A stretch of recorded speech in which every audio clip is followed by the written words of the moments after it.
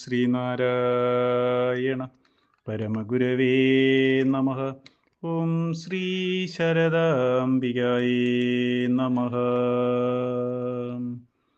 ഓം ഹംസാഭ്യാം പരിവൃത്തപത്രകമലേ ദിവ്യേ ജഗത്കാരണം വിശ്വോത്കീർണമനേകദേഹനിലയം സ്വച്ഛന്ദമാനന്ദകം ആത്യന്തൈകമഖണ്ഡചിത്കനരസമ്പൂർണം ഹനന്തം ശുഭം പ്രത്യശാശരവിഗ്രഹം ഗുരുപദം ധ്യായേദ്വിഭൂം ശാശ്വതം. ഓം ശ്രീനാരായണ പരമഗുരവേ നമഃ. ഓം ശ്രീ ശരദാംബികായേ നമഃ. ബഹുമാനപ്പെട്ട ശ്രീ ഗുരുവും ശ്രീ ശാരദയും കുടുംബത്തിലെ മുഴുവൻ അംഗങ്ങൾക്കും എൻ്റെ വിനീതമായ നമസ്കാരം. നമ്മുടെ പ്രതിവാര പ്രഭാഷണ പരമ്പരയുടെ രണ്ടാമത്തെ വിഷയമാണ് ബാല്യത്തിലെ നാണു എന്നുള്ളത്. കഴിഞ്ഞ വിഷയം ഗുരുദേവ അനുഗ്രഹം സ്വ അനുഭവത്തിൽ എന്ന് ഉള്ളതായിരുന്നു.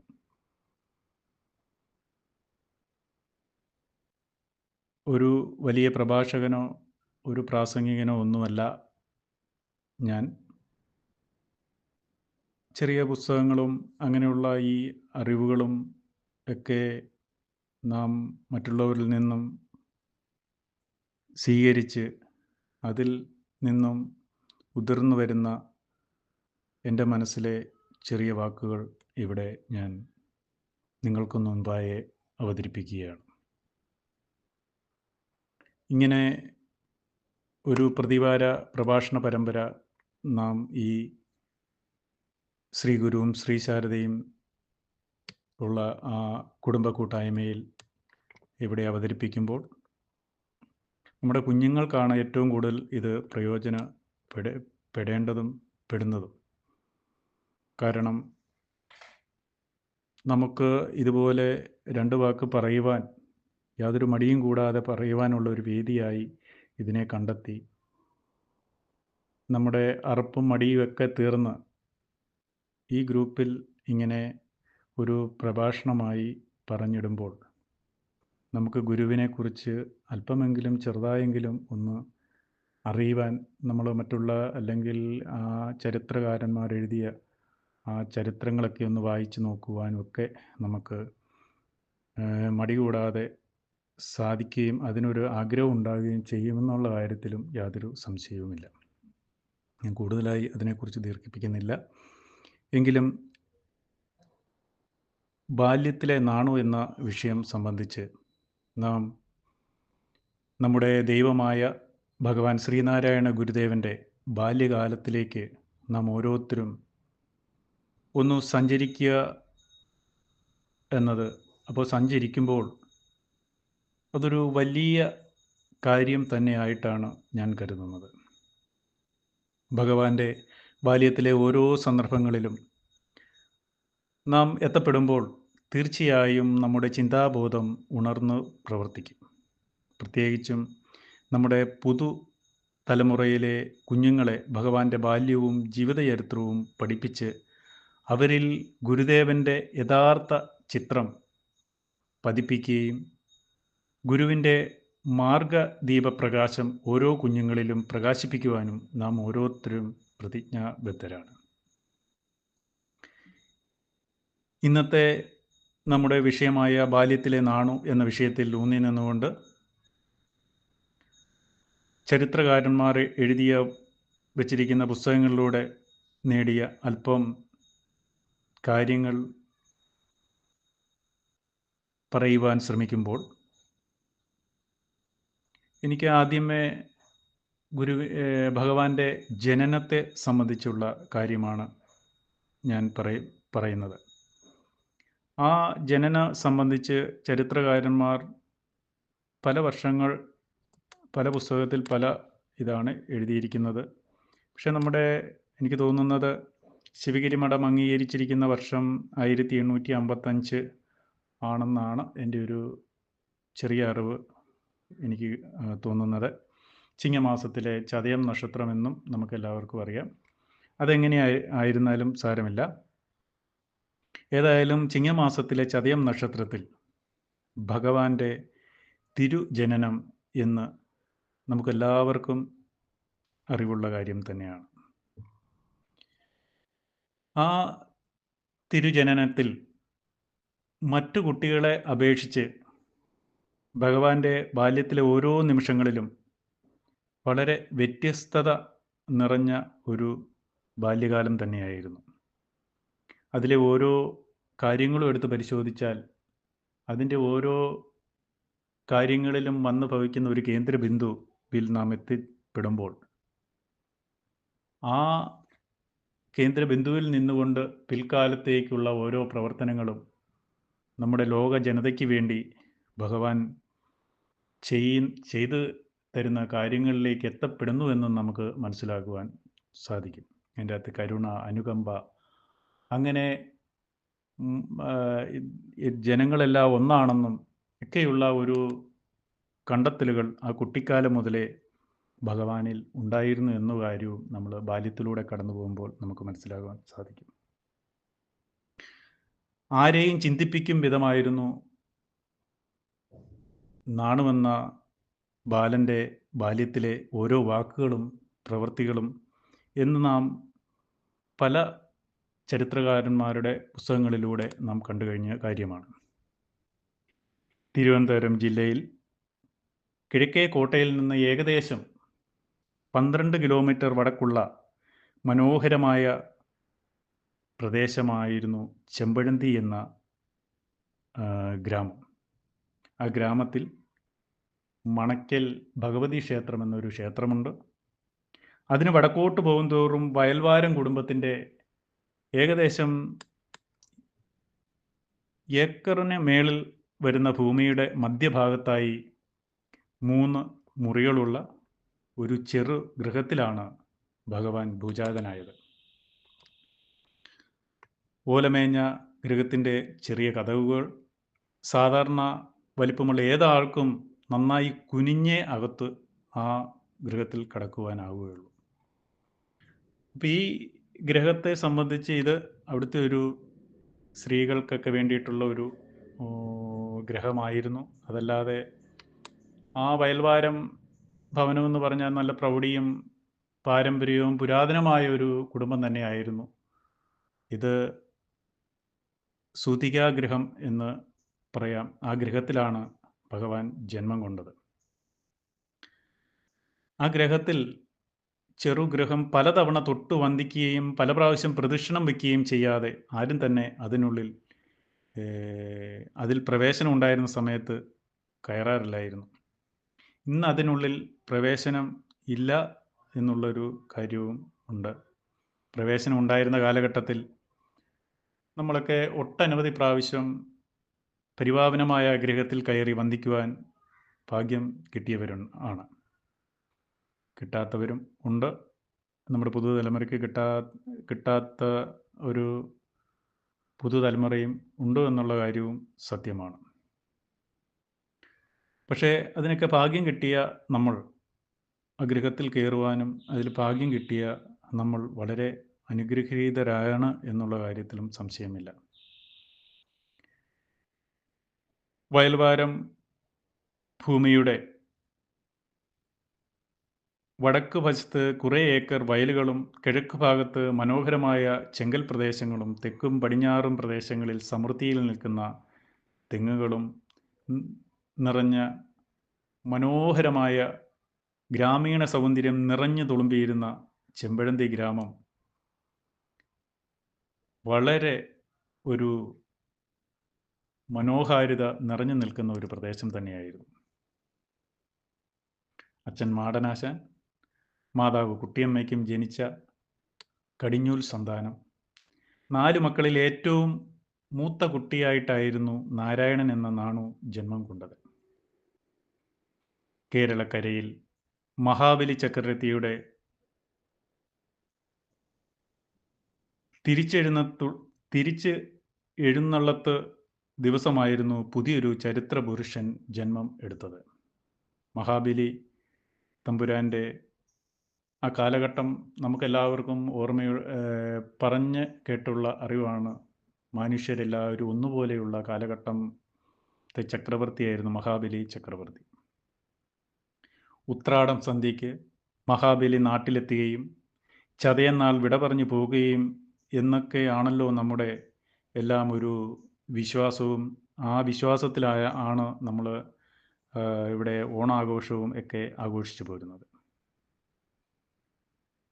മനുഷ്യരെല്ലാവരും ഒന്നുപോലെ കഴിഞ്ഞു വന്ന ആ സുവർണകാലം സംജാതമാക്കിയ ആ മഹാപുരുഷനായ മഹാബലിയുടെ തിരോധാനത്തിൻ്റെ ന്യൂനത പരിഹരിക്കുവാൻ മറ്റൊരു യുഗപുരുഷൻ അവതരിച്ചു നമ്മുടെ ചെമ്പഴന്തി എന്ന ഗ്രാമത്തിൽ.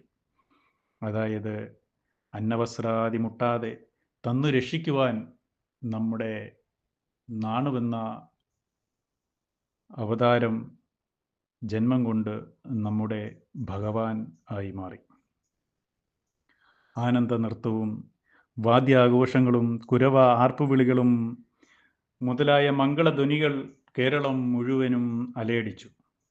ഇന്നും എല്ലാ ചതയ നാളുകളിലും ആ ഒരു സുദിനം ഓർമ്മിക്കാത്ത നാടുകൾ നമ്മുടെ ഇന്ത്യയിൽ നിന്ന് പറയാം, പ്രത്യേകിച്ചും കേരളക്കരയിൽ ഇല്ല എന്ന് നമുക്ക് പറയുവാൻ സാധിക്കും. ജനനം മുതൽ അത്ഭുതങ്ങൾക്ക് തുടക്കം കുറിച്ചുകൊണ്ട് നാരായണൻ എന്ന നാണു നമ്മുടെ ദൈവം ആയി മാറി.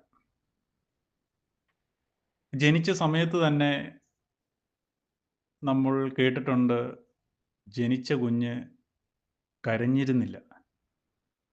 അത് എല്ലാവരെയും അത്ഭുതപ്പെടുത്തുകയും ഒരു പ്രത്യേക തിരുപ്പിറവിയായി ജനത്തിന് മനസ്സിലാകുകയും ചെയ്ത ഒരു കാര്യം തന്നെയാണ്. ആ പിറവിയെടുത്ത സമയത്ത് അമ്മാവന്മാരായ കൃഷ്ണൻ വൈദ്യർ, രാമൻ വൈദ്യർ ഒക്കെ ആ ഗൃഹത്തിന് സമീപം ഇരിക്കുമ്പോഴും അവരിലെല്ലാം വളരെ അത്ഭുതകരമായ ഒരു സംഭവം തന്നെയായിരുന്നു കുഞ്ഞ് കരഞ്ഞില്ല എന്നുള്ളത്. അന്നൊക്കെ പ്രസവം എടുക്കുന്നത് ഈ വൈറ്റാട്ടി അല്ലെങ്കിൽ പതിച്ചി എന്ന് പറയുന്ന പേരിൽ അറിയപ്പെടുന്ന സ്ത്രീകളായിരുന്നു പ്രസവം എടുത്തിരുന്നത്. ആ സമയത്ത് പതിച്ചിയെ വിളിച്ച് ചോദിക്കും. പതിച്ചി വെളിയിലോട്ട് ഇറങ്ങി വരുമ്പോൾ അമ്മാവൻ എന്നോട് പറയുകയും കുഞ്ഞ് കരയുന്നില്ല എന്നൊക്കെ പറയുമ്പോഴും അമ്മാവൻ നെഞ്ചിടിപ്പുണ്ടോ എന്ന് ചോദിക്കുകയും അപ്പോൾ അതെല്ലാം ഉണ്ട്, പക്ഷേ കുഞ്ഞ് കരയുന്നില്ല എന്ന് പറഞ്ഞ് പൊക്കിൾക്കൊടി കട്ട് ചെയ്തിട്ട് പോലും കുഞ്ഞ് കരയാത്ത ഒരവസ്ഥയിൽ അത്ഭുതകരമായ ഒരു പിറവിയാണ് നമ്മുടെ ഭഗവാൻ എടുത്തത് എന്നുള്ള ഇത് നമുക്കെല്ലാം അറിവുള്ള കാര്യം തന്നെയാണ്. ആ കുട്ടിക്കാലത്തിന് ശേഷം, ആ ജനനത്തിന് ശേഷം ഭഗവാൻ നാണുവിൻ്റെ ഓരോ ചുവടുകളും അല്ലെങ്കിൽ ഓരോ ദിനങ്ങൾ കഴിയുന്തോറും നാണു വളർന്ന് 2-3 വയസ്സിലൊക്കെ എത്തുന്ന കാലഘട്ടത്തിലും ഓരോ വാക്കുകളിലും ഓരോ നോട്ടത്തിലും മറ്റു കുഞ്ഞുങ്ങളെക്കാളും വളരെ വ്യത്യസ്തമായ ഒരു വളർച്ചയായിരുന്നു നമ്മുടെ ഭഗവാൻ ആയ നാണു എന്ന ബാലന് ഉണ്ടായിരുന്നത്. അപ്പോൾ നാണു വളർന്നു വന്ന ആ സമയത്ത് അന്ന് നിന്നിരുന്ന ആ ഓരോ ആചാരങ്ങളിലെയും ഒക്കെ മാറ്റിമറിക്കുവാൻ ആ കുട്ടിക്കാലത്ത് തന്നെ നാണുവിന് കഴിഞ്ഞു എന്നുള്ള കാര്യവും നമുക്ക് കാണാം. പൂജാമുറിയിലൊക്കെ കയറിയിരിക്കുകയും അതുപോലെ പൂജയ്ക്ക് ഒരുക്കി വെക്കുന്ന നിവേദ്യങ്ങൾ ഒക്കെ പൂജയ്ക്ക് മുമ്പ് എടുത്ത് കഴിക്കുകയും ഒക്കെ ചെയ്യുമ്പോൾ അമ്മ പറയും, മോനെ അത് പൂജയ്ക്ക് വെച്ചിരിക്കുന്ന അതല്ലേ, അത് ഭഗവാൻ അതിനിഷ്ടപ്പെടുമോ എന്നൊക്കെ ചോദിക്കുമ്പോൾ നാണു എന്ന ആ കൊച്ചു കുഞ്ഞിൻ്റെ മറുപടി വളരെ അത്ഭുതാവഹമായിരുന്നു. ദൈവത്തിന് ഒരു ദേഷ്യവും ഉണ്ടാവില്ല എന്നും ഞാനത് തിന്നത് ദൈവത്തിന് ഇഷ്ടമാണ്, ഞാൻ സന്തോഷിച്ചാൽ ദൈവവും സന്തോഷിക്കും എന്നുമൊക്കെ പറയുമ്പോൾ ചോദിക്കുകയും വഴക്ക് പറയുകയും ചെയ്യാൻ ഉദ്ദേശിക്കുന്ന മാതാപിതാക്കൾക്ക് ഒരു മറുപടിയും പറയുവാൻ പറ്റാത്ത രീതിയിൽ ആയിരുന്നു നാണുവിൻ്റെ ഓരോ വാക്കുകളും അവിടെ ജനിച്ച് വീണിരുന്നത്.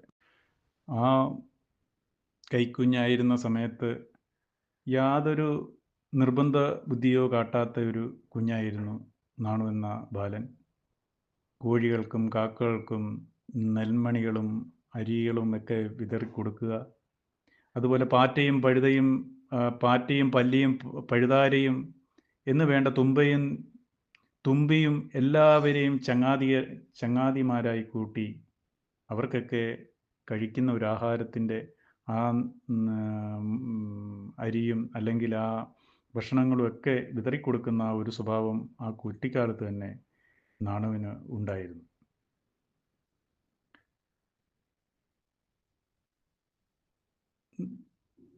പഠിക്കാൻ പോകുന്ന പ്രായം അല്ലായിരുന്നെങ്കിൽ പോലും മുതിർന്ന കുട്ടികൾ പഠിക്കാൻ പോകുന്ന ആ കാഴ്ച കാണുമ്പോൾ നാണുവിന് പഠിക്കാൻ പോകാൻ ഉള്ള ഇഷ്ടത്തോടു കൂടി അവരുടെ ഓലയിലൊക്കെ പിടിച്ചു നോക്കി അതിലെന്താണ് എഴുതിയിരിക്കുന്നത് എന്നൊക്കെയുള്ള ഒരു അന്വേഷിക്കാനും ഒക്കെയുള്ള ഒരു ആവേശം നാണു എന്ന ബാലൻ കാട്ടിയിരുന്നു. അപ്പോൾ അതിലെ മുതിർന്ന കുട്ടികൾ പറയും, ആശാൻ കളരിയിൽ പോയി എഴുത്തിനിരുത്താത്ത കുട്ടിക്ക് അത് പറഞ്ഞു കൊടുക്കാൻ പാടില്ല, ആശാനെ വഴക്ക് പറയുമെന്നൊക്കെ പറഞ്ഞ് മുതിർന്ന കുട്ടികൾ പറയുകയും അങ്ങനെ നാണുവിൻ്റെ നിർബന്ധത്തിന് വഴങ്ങി ആശാൻ കളരിയിലേക്ക് കൊണ്ടുപോവുകയും അവിടെ എഴുത്തിനിരുത്താത്തത് കൊണ്ട് ഇരുത്താതെ വന്ന് 5 വയസ്സിൽ നാണുവിനെ എഴുത്തിനിരുത്തിയതും ഒക്കെ നമുക്ക് അറിവുള്ള കാര്യം തന്നെയാണ്. തിരുവിതാംകൂറിലെ 8 വീട്ടിൽ പിള്ളയായിരുന്ന നാരായണ പിള്ളയാണ് നമ്മുടെ നാണുവിന് വിദ്യാരംഭം കുറിച്ചത്. 5 വയസ്സിൽ ഓം ഹരിശ്രീ ഗണപതയെ നമഃ അവിഘ്നമസ്തു എന്ന് ആ 8 വീട്ടിൽ പിള്ളയായിരുന്ന നാരായണപിള്ള നാണുവിനെ വിദ്യാരംഭം കുറിച്ച് നാണു ആശാൻ കളരിയിൽ ഒക്കെ പോയി ഇരിക്കുന്ന അവസരത്തിൽ അതിലെ ആ പഠനവുമൊക്കെ മറ്റു കുട്ടികളെക്കാളും വ്യത്യസ്തമായി ആശാനോട് സംശയങ്ങൾ ചോദിക്കുകയും വേഗം മനസ്സിലാക്കുകയും ഒക്കെ ചെയ്യുന്ന ഒരു കുട്ടിയായിട്ടായിരുന്നു നാണുവിൻ്റെ ഓരോ വളർച്ചയും ആ വിദ്യാഭ്യാസ കാലഘട്ടവും. ഒരിക്കൽ ആ പ്രായത്തിൽ തന്നെ ഈ നാട്ടുമാവ് ഒക്കെ നമ്മളൊക്കെ ഇപ്പോഴത്തെ കുഞ്ഞുങ്ങൾക്ക് അറിയാവുമെന്ന് അറിയില്ല. നമ്മളൊക്കെ നാട്ടുമാവിൻ്റെ ചുവട്ടിൽ പോയി നിൽക്കും. ഈ കാറ്റൊക്കെ വരുമ്പോൾ വീഴുമ്പോൾ അത് എടുത്ത് നമ്മുടെ കയ്യിലിട്ട് നന്നായിട്ട് തിരുമ്മി അതിങ്ങനെ അതിൻ്റെ അറ്റ ഇങ്ങനെ കടിച്ച് അതിങ്ങനെ ഇങ്ങനെ ചീമ്പി കുടിക്കുന്ന ഒരു കാലഘട്ടമൊക്കെ ഉണ്ടായിരുന്നു. പഴയ തലമുറയ്ക്ക് അറിയാം. അപ്പോൾ വയൽവാരത്തൊരു മുത്തശ്ശി മാവുണ്ടായിരുന്നു. ആ മാവിൽ നിന്ന് നല്ല മധുരമായ മാങ്ങയാണ് അതിൽ നിന്നും കിട്ടുന്നത്. അപ്പോൾ അമ്മാവൻ ഒരു ദിവസം ഒരു പഴുത്ത മാങ്ങ എടുത്ത് കയ്യിലിട്ട് നന്നായി അതിനെ ഉടച്ച് അതിൻ്റെ അറ്റം ഒന്ന് കളഞ്ഞിട്ട് നമ്മുടെ നാണുവിന് കൊടുത്തു. അത് കഴിക്കുമ്പോൾ അതിൻ്റെ സ്വാദും ഇതെല്ലാം കഴിച്ചു കഴിഞ്ഞപ്പോൾ ആ സ്വാദിൻ്റെ ഇതൊക്കെ കഴിച്ചു കഴിഞ്ഞപ്പോൾ അമ്മാവനോടായിട്ട് ചോദിച്ചു, നമ്മളിൽ നിന്നും ഈ മാവ് നമുക്കിതുപോലെ ഈ മാമ്പഴമൊക്കെ തരുമ്പോൾ നമ്മൾ എന്താണ് അവർക്ക് കൊടുക്കുന്നത് എന്ന് ചോദിച്ചു. അപ്പോൾ അതുപോലുള്ള ഇപ്പോൾ നമുക്ക് ഫലങ്ങൾ തരുമ്പോൾ അതിന് പകരമായി നമ്മൾ എന്താണ് ഈ മാവിനും അത് കൊടുക്കുന്നതെന്നാണ് അമ്മാവനോട് ചോദിച്ചത്.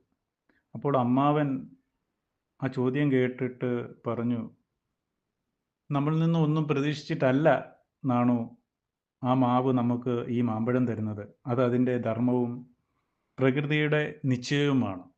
അത് വളരുന്നതും പൂക്കുന്നതും കായ്ക്കുന്നതും അതിനു വേണ്ടിയല്ല, നമുക്ക് വേണ്ടിയാണ്, മനുഷ്യർക്ക് വേണ്ടിയാണ്. അങ്ങനെ അതിൻ്റെ ഫലം നമുക്ക് നൽകുമ്പോൾ ആ മാവിന് മോക്ഷം ലഭിക്കുന്നു. നാണുവിന് പിന്നെയും സംശയം കൊണ്ട് അമ്മാവനോട് വീണ്ടും ചോദിച്ചു, അമ്മാവ, അങ്ങനെയെങ്കിൽ മറ്റുള്ളവർക്ക് വേണ്ടിയല്ലേ നമ്മളും ജീവിക്കേണ്ടത്? ഉത്തരം മുട്ടിയ അമ്മാവൻ നാണുവിനെ കോരിയെടുത്ത് തെരുതെരെ ഉമ്മ വെച്ച് വാത്സല്യപൂർവ്വം തലയാട്ടി. അതെ എന്ന് തലയാട്ടി. അങ്ങനെ ഓരോ സംഭവങ്ങളും എടുത്ത് പരിശോധിച്ചാൽ നമ്മൾ പിൽക്കാലത്ത് ഭഗവാൻ ചെയ്തു വച്ചിരിക്കുന്ന ഓരോ കാര്യങ്ങളുടെയും ഒരു തുടക്കം ബാല്യത്തിൽ തന്നെ ഉണ്ടായിരുന്നു എന്നും നമുക്ക് മനസ്സിലാക്കുവാൻ സാധിക്കും. വേറൊരു കഥ നമ്മൾ കഥയല്ല, സംഭവം നോക്കുകയാണെങ്കിൽ നമ്മളെ തീണ്ടലും തൊടിയിലുമൊക്കെ വളരെയധികം നിന്നിരുന്ന ഒരു കാലഘട്ടത്തിൽ ഈ അയിത്തം കൽപ്പിച്ച ഒരു കാലഘട്ടത്തിലായിരുന്നു അന്നത്തെ കാലഘട്ടം.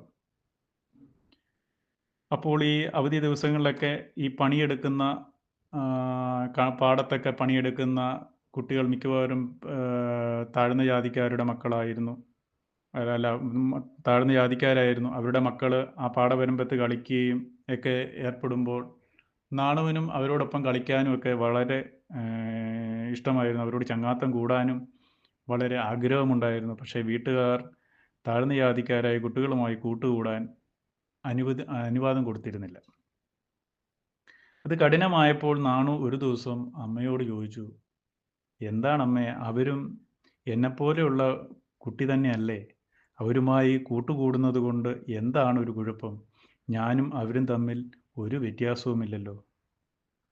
കുട്ടിയമ്മ നാണുവിൻ്റെ ആ കുഞ്ഞു വായിൽ നിന്ന് ഉതിർന്നു വീണ വലിയ വാക്കുകൾക്ക് മുമ്പിൽ ആശ്ചര്യപ്പെട്ട് നിൽക്കുവാനേ കുട്ടിയമ്മയ്ക്ക് കഴിഞ്ഞുള്ളൂ. തീണ്ടലും തീണ്ടിയാൽ അശുദ്ധമാകുന്ന ആ കാലഘട്ടത്തിൽ അവരും മനുഷ്യരല്ലേ എന്നുള്ള ആ ഒരു തോന്നൽ അന്നേ നാണുവിൻ്റെ മനസ്സിൽ ഉണ്ടായിരുന്നു. ആ തീണ്ടലിൽ നാണുവിൻ്റെ മനസ്സ് വേദനിക്കുകയും ചെയ്തിരുന്നു. ആ കാലഘട്ടത്തിൽ പാടവരമ്പത്തൂടെ പോയ ഒരു അമ്മൂമ്മയെ തൊട്ട് നാണു ഓടിപ്പോന്നപ്പോൾ ആ അമ്മൂമ്മ പറഞ്ഞു, അയ്യോ കുഞ്ഞെ, എന്താണ് ഈ കാണിച്ചത്? അശുദ്ധമല്ലേ കാട്ടിയത് എന്ന് ചോദിച്ചപ്പോഴും നാണു പറഞ്ഞു, അതിൽ ഒരു അശുദ്ധവുമില്ല എന്ന് പറഞ്ഞ് എല്ലാവരും മനുഷ്യരല്ലേ എന്നുള്ള ഒരു കാഴ്ചപ്പാടായിരുന്നു നാണുവിന് അന്നും ഉണ്ടായിരുന്നത്.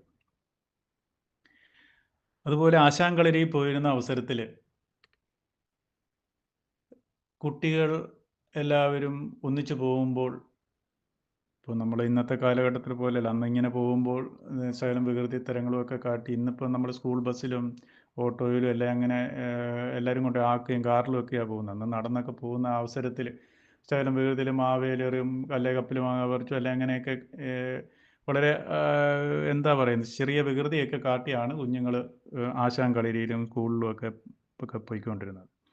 അപ്പോൾ അന്നത്തെ കാലഘട്ടത്തിൽ കുട്ടികൾ ആ വികൃതി തരങ്ങളുമൊക്കെ ആയിട്ട് പോകുന്ന അവസരത്തിൽ ഒരു മുഷിഞ്ഞ വേഷധാരിയും സന്യാസി വേഷത്തിൽ വന്ന ഒരു വൃദ്ധ സന്യാസിയെ കാണുകയും കുട്ടികൾ ആ വൃദ്ധൻ്റെ ആ വേഷവിധാനത്തിലുമൊക്കെ കണ്ട് കുട്ടികൾ കൂക്കി വിളിക്കുകയും കല്ലെടുത്തെറിയുകയൊക്കെ ചെയ്തപ്പോൾ നാണു അവരെ പിന്തിരിപ്പിക്കാൻ നോക്കി. പക്ഷേ അതിലൊന്നും അവർ വഴങ്ങാതെ വന്നപ്പോൾ നാണു അവിടെ നിന്ന് പൊട്ടിക്കരയുകയാണ് ഉണ്ടായത്. ആ കരച്ചിൽ കേട്ട് സന്യാസി ഓടി വന്ന് കുഞ്ഞിനോട് ചോദിച്ചു, കുഞ്ഞെന്തിനാ കരഞ്ഞ്, എന്നെയല്ലേ ഉപദ്രവിച്ചത്? അപ്പോൾ നാണുവിൻ്റെ മറുപടി, എനിക്ക് ആ ചെയ്ത പ്രവൃത്തിയിൽ വളരെ സങ്കടം തോന്നി എന്നാണ് നാണു പറഞ്ഞത്. പൊട്ടിക്കരഞ്ഞു നിന്ന നാണുവിനെ സന്യാസി വളരെ സ്നേഹത്തോടു കൂടി എടുത്ത് വീട്ടിൽ കൊണ്ടുചെന്ന് ആക്കി. അങ്ങനെ നാണു ആ കുട്ടിക്കാലത്ത് പോലും എല്ലാവരോടും, പ്രായമുള്ളവരെന്നോ സന്യാസിയെന്നോ കുട്ടികളെന്നോ മൃഗങ്ങളെന്നോ പറവയെന്നോ പാറ്റയെന്നോ പല്ലിയെന്നോ ഒന്നും ഭേദമില്ലാതെ എല്ലാവരോടും, ജീവജാലങ്ങളോട് എല്ലാവരോടും ഒരു അനുകമ്പ അന്നേ ഉണ്ടായിരുന്നു. അതുപോലെയായിരുന്നു വലിയ അമ്മുമ്മയുടെ ഒരു മരണം. നാണുവിൻ്റെ വീട്ടിലെ വലിയ അമ്മുമ്മ പുരാണ കഥകളൊക്കെ പറഞ്ഞു കൊടുക്കുകയും ഒക്കെ ഇരുന്നിരുന്ന അമ്മുമ്മ ഒരു സുപ്രഭാതത്തിൽ മരണപ്പെടുകയുണ്ടായി. നാണുവിന് ഏറ്റവും കൂടുതൽ ഇഷ്ടമുണ്ടായിരുന്ന ഒരു അമ്മുമ്മയായിരുന്നു വലിയമ്മൂമ്മ. പുരാണ കഥകളും ഒക്കെ പറഞ്ഞു കൊടുത്ത് നാണുവിനെ വളരെ അധികം സന്തോഷിപ്പിക്കുന്ന ഒരു അമ്മയായിരുന്നു മരണപ്പെട്ടത്. ആ അവസരത്തിൽ വീട്ടിലുള്ള എല്ലാവരും നെഞ്ചത്തലത്ത് അലച്ചുള്ള കരച്ചിലും സങ്കടവും ഒക്കെ ആയിട്ടിരുന്ന കാലഘട്ടത്തിൽ ഒരു 2-3 ദിവസത്തിന് ശേഷം എല്ലാവരും സാധാരണ പോലെ ചിരിയും കളിയുമായി വരുമ്പോഴും നാണുവിൻ്റെ ദുഃഖം മാറിയിരുന്നില്ല. നാണു ആരോടും മിണ്ടാതെ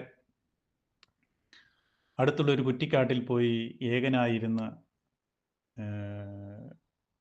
ആലോചനയിൽ ഒരു ധ്യാനത്തിലെന്ന പോലെ ഇരുന്നു. വീട്ടിലെ ആൾക്കാരെല്ലാവരും കുഞ്ഞിനെ കാണാതെ അലയുമ്പോഴും നാണു ആ കുറ്റിക്കാട്ടിൽ തന്നെ ഇരിക്കുകയായിരുന്നു. നാട് നീളെ എല്ലാവരും അന്വേഷിച്ചു.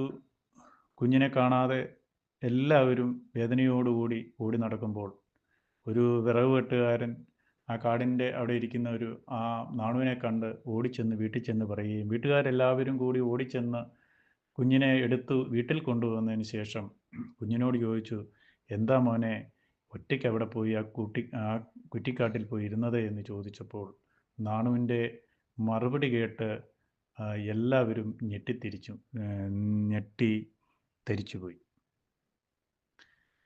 മരണ ദിവസം എല്ലാവരും ഭയങ്കര സങ്കടപ്പെട്ട് കരയുന്നത് ഞാൻ കണ്ടിരുന്നു.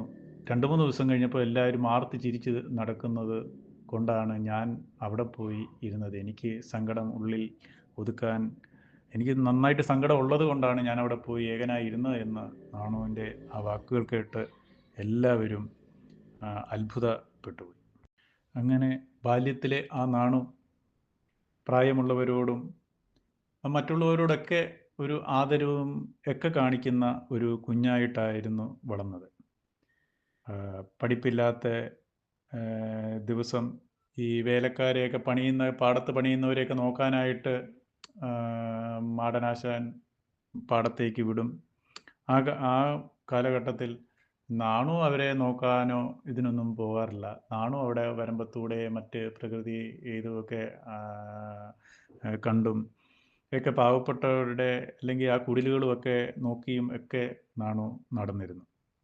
അങ്ങനെ ഒരു അവസരത്തിൽ ഒരു കുടിലിൽ നിന്നും പുകയുയരുന്നത് നാണു കാണാൻ ഇടയായി. നാണു ആ കുടിലിൻ്റെ ഉള്ളിൽ ചെന്നപ്പോൾ അവിടെ മൺകലത്തിൽ ചോറ് ഇങ്ങനെ തിളച്ച് മറിഞ്ഞ് കവിഞ്ഞു ചാടുന്ന ഒരു രംഗമാണ് കാണുന്നത്. തൊട്ടപ്പുറത്ത് അന്നൊക്കെയും വീടെന്ന് പറയാൻ പറ്റത്തില്ല, ഓല കൊണ്ട് കെട്ടിയ ഒരു ഷെഡ് പോലെ അതിൽ ചാണകം മെഴുകിയ പാതകവും ഒക്കെ, ഇന്നത്തെ പോലെ നമ്മുടെ വലിയ ഹൈടെക് പാതകങ്ങളോ അങ്ങനെയൊന്നുമല്ല, ഗ്യാസോ ഒന്നുമില്ല. ഈ വിറകുകളൊക്കെ ശേഖരിച്ച് അവിടെ അടുത്ത് തന്നെ വെച്ചിട്ടുണ്ട്. ആ വിറകിൽ ഈ അടുപ്പിൽ നിന്ന് തീ ഇങ്ങോട്ട് പടരുന്നതും നാണുവിൻ്റെ ശ്രദ്ധയിൽപ്പെട്ടു. നാണു ആ കതകെന്നൊക്കെ പറഞ്ഞാൽ ആ കതകിനകത്തുള്ളൂടെ എല്ലാം കാണാം, അത് അടച്ച പോലെ ഒരു മറവിന് അടച്ചിട്ടേക്കെന്നുള്ളേ ഉള്ളൂ.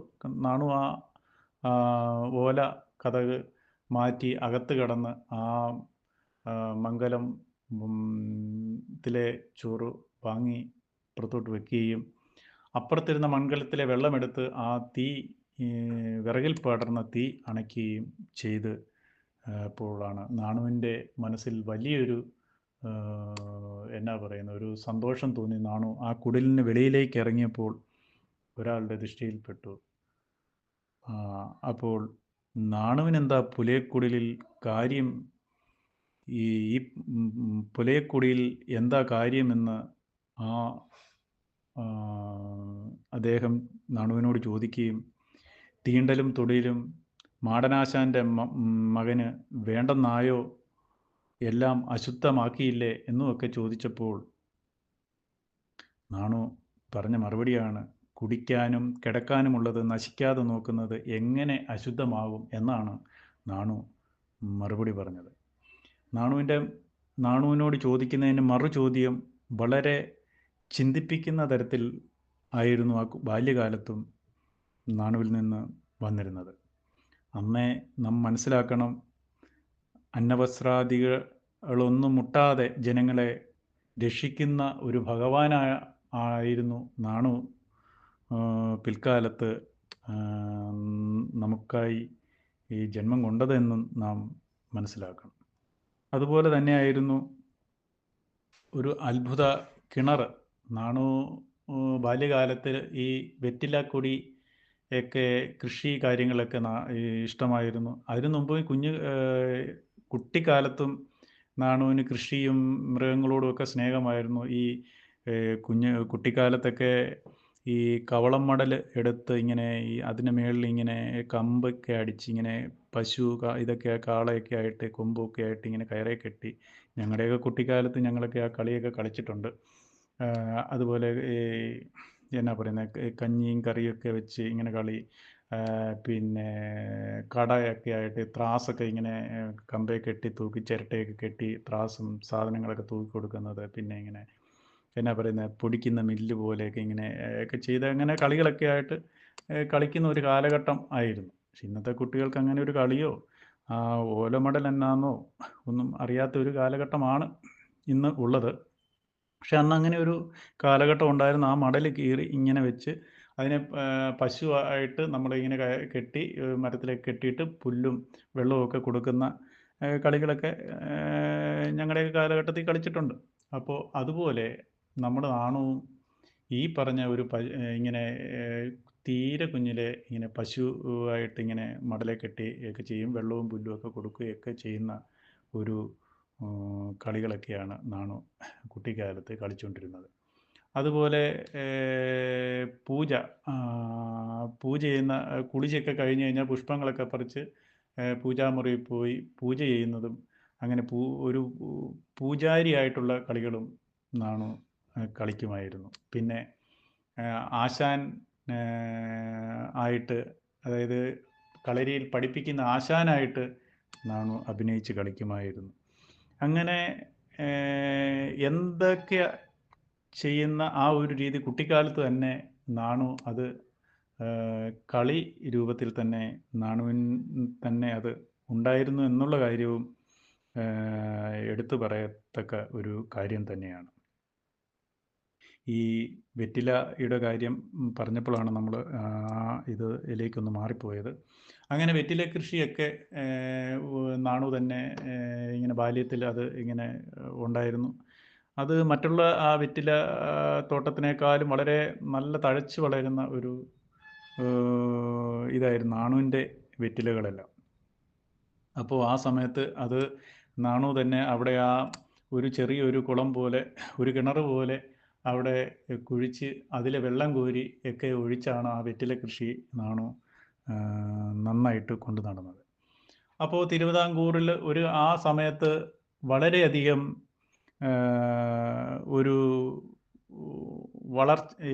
വരൾച്ച വന്ന ഒരു കാലഘട്ടത്തിൽ വെള്ളത്തിനെല്ലാം ഭയങ്കര ക്ഷാമമായ സമയത്ത്, കൊടും വേനൽ വന്ന സമയത്തും മറ്റുള്ള വെറ്റിലത്തോട്ടങ്ങളെല്ലാം കരിഞ്ഞു പോകുമ്പോഴും നാണുവിൻ്റെ വെറ്റിലത്തോട്ടം വളരെ സമൃദ്ധമായി വളരുന്ന ഒരു കാഴ്ചയായിരുന്നു ഉണ്ടായിരുന്നത്. കാരണം ആ കുളം അല്ലെ ആ കിണർ പറ്റിയിരുന്നില്ല.